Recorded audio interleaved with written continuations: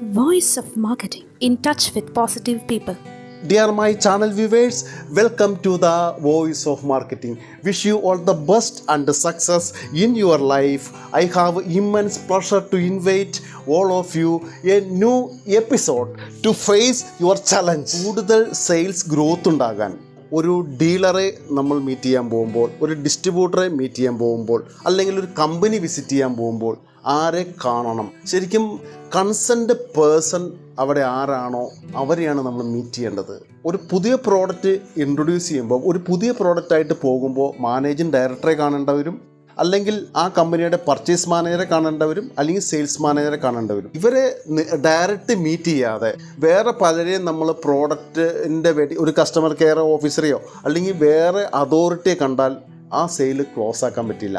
Concerned ആളെ ഒരു സ്ഥാപനം വിസിറ്റ് ചെയ്യുമ്പോൾ കാണുക എന്നുള്ളത് വളരെ ഇമ്പോർട്ടൻ്റ് ആയ കാര്യമാണ്. ഓർഡർ ആർക്കാണ് പ്ലേസ് ചെയ്യാനുള്ള റെസ്പോൺസിബിലിറ്റി, അതിൻ്റെ അതോറിറ്റി ആരാണ്, അവരെ കാണണം. പുതിയ ഷോപ്പിൻ്റെ കൺഫർമേഷൻ ചെയ്യുമ്പോൾ ഒരു ഓർഡർ അപ്രൂവൽ ചെയ്തെടുക്കാൻ എന്തൊക്കെ കാര്യങ്ങൾ നമ്മൾ ടോക്ക് ചെയ്യേണ്ടി വരും. നമ്മൾ ഏത് ക്വാളിറ്റി ആണ് കൊടുക്കുന്നത്, നമ്മുടെ റോ മെറ്റീരിയൽ എന്ത് തരം റോ മെറ്റീരിയലാണ് ഉപയോഗിക്കുന്നത്, എന്താണ് ഈ ക്വാളിറ്റി പോളിസി, റോ മെറ്റീരിയൽ എന്ത് തരം റോ മെറ്റീരിയൽ കൊണ്ടാണ് നമ്മൾ പ്രോഡക്റ്റ്, ഫിനിഷ്ഡ് പ്രോഡക്റ്റ് ഉണ്ടാക്കുന്നത്, എന്തെങ്കിലും തരത്തിലുള്ള പ്രോബ്ലം, ഇഷ്യൂ, കംപ്ലൈൻറ്റ് ആ പ്രോഡക്റ്റിന് വന്നിട്ടുണ്ടെങ്കിൽ മാറ്റിക്കൊടുക്കുന്ന സിസ്റ്റം ഏതാണ്, റീപ്ലേസ്മെൻറ്റ് ഗ്യാരണ്ടിയാണോ അല്ലെങ്കിൽ വാറണ്ടിയാണോ കൊടുക്കുന്നത്, ഇതിനെക്കുറിച്ചുള്ള കൃത്യമായ ഒരു അവയർനെസ് ഈ പറഞ്ഞ മാനേജിങ് ഡയറക്ടർക്കോ അല്ലെങ്കിൽ പർച്ചേസ് മാനേജർക്കോ സെയിൽസ് മാനേജർക്കോ കൊടുത്തിരിക്കണം. അതുപോലെ തന്നെ കോമ്പറ്റീറ്ററും നമ്മുടെ പ്രോഡക്റ്റും തമ്മിലുള്ള ചേഞ്ചസ്, എന്തെല്ലാം ക്വാളിറ്റികൾ, അവരൊക്കെ എന്തെല്ലാം ക്വാളിറ്റികൾ നമ്മൾ മെയിൻറ്റെയിൻ ചെയ്യുന്നുണ്ട്. ക്വാളിറ്റികൾ പറയുമ്പോൾ അവരെ കംപ്ലൈൻറ്റ് പറഞ്ഞുകൊണ്ട് വേണ്ട, നമ്മുടെ ക്വാളിറ്റികൾ എന്തൊക്കെയുണ്ട്. തീർച്ചയായിട്ടും ഒരു ഇത്തരത്തിൽ വിസിറ്റ് ചെയ്യാൻ പോകുന്ന ഒരു sales manager, marketing manager, sales authority കോമ്പറ്റീറ്ററെ പഠിച്ചിരിക്കണം. നമ്മുടെ ക്വാളിറ്റി അതിനേക്കാൾ എത്രമാത്രം മുന്നിലാണ് നിൽക്കുന്നത് എന്ന് ഈ കസ്റ്റമറുടെ അടുത്ത്, ഈ ഡീലറുടെ അടുത്ത്, ഈ ഡിസ്ട്രിബ്യൂട്ടറുടെ അടുത്ത് പഠിപ്പിച്ചിരിക്കണം. അങ്ങനെ പഠിപ്പിക്കണമെങ്കിൽ നമ്മുടെ കോമ്പറ്റീറ്റർ ആരാണ്, അയാളുടെ ക്വാളിറ്റി എന്താണ്, അയാളുടെ ഡിസ്അഡ്വാൻറ്റേജ് എന്താണ്, അതിൽ നിന്ന് നമ്മുടെ പ്രോഡക്റ്റിനുള്ള മേന്മ എന്താണ്.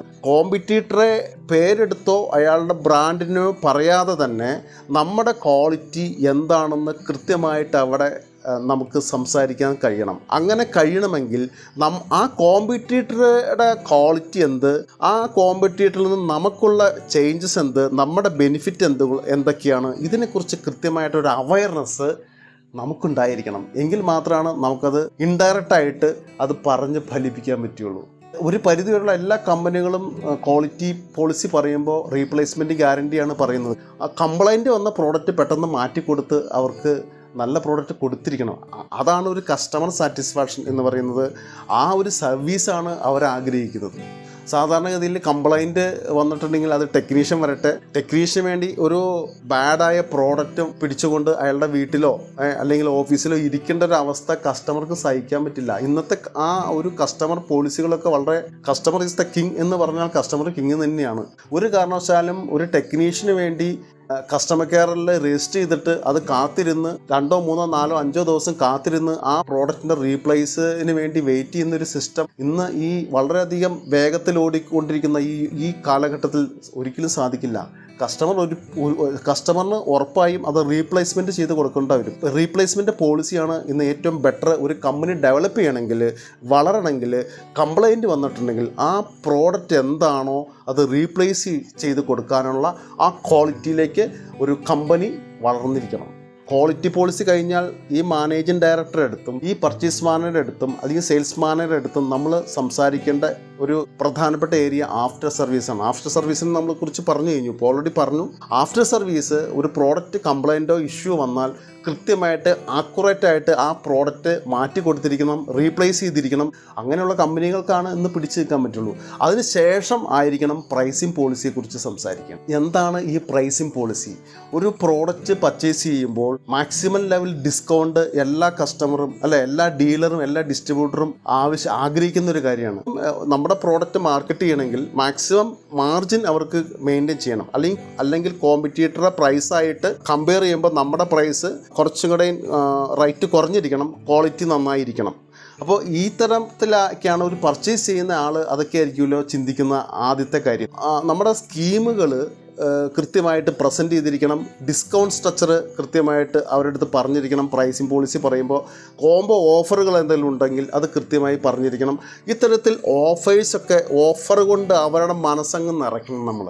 അപ്പോൾ നമ്മുടെ പ്രോഡക്റ്റ് എടുക്കാൻ അവർ തയ്യാറാവും. പിന്നെ ടേൺ ഓവർ ഡിസ്കൗണ്ട് അങ്ങനെയുള്ള സ്കീമുകൾ, സ്പെഷ്യൽ ഓഫറുകൾ, സ്പെസിഫിക് പ്രോഡക്റ്റിനുള്ള ഓഫറുകൾ, ഇങ്ങനെയുള്ള കാര്യങ്ങളൊക്കെ പറയുമ്പോൾ ഒരു പുതിയ പ്രോഡക്റ്റ് ഇൻട്രൊഡ്യൂസ് ചെയ്യുന്ന ഭാഗത്ത് ഇതൊക്കെ സംസാരിക്കേണ്ട വിഷയങ്ങളാണ്.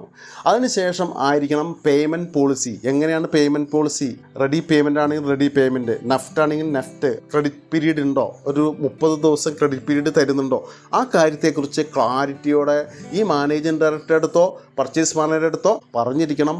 അതിനുശേഷം ഒരു കൃത്യമായിട്ട് ആക്യുറേറ്റായിട്ട് ഈ കാര്യങ്ങൾ ഡിസ്കസ് ചെയ്ത ശേഷം വേണം അത് ഫൈനൽ ഓർഡർ നമ്മൾ കയ്യിലേക്ക് വാങ്ങിക്കാൻ. അത് സപ്ലൈ ചെയ്യുമ്പോൾ നമുക്ക് ചോദിക്കാൻ പറ്റും. പേയ്മെൻറ്റ് കണ്ടീഷൻ എല്ലാം നമ്മൾ ഓൾറെഡി സംസാരിച്ചതുകൊണ്ട് അത് വളരെ പെട്ടെന്ന് തന്നെ അതിൻ്റെ പേയ്മെൻറ്റ് നമുക്ക് റിസീവ് ചെയ്യാൻ പറ്റും. All the best.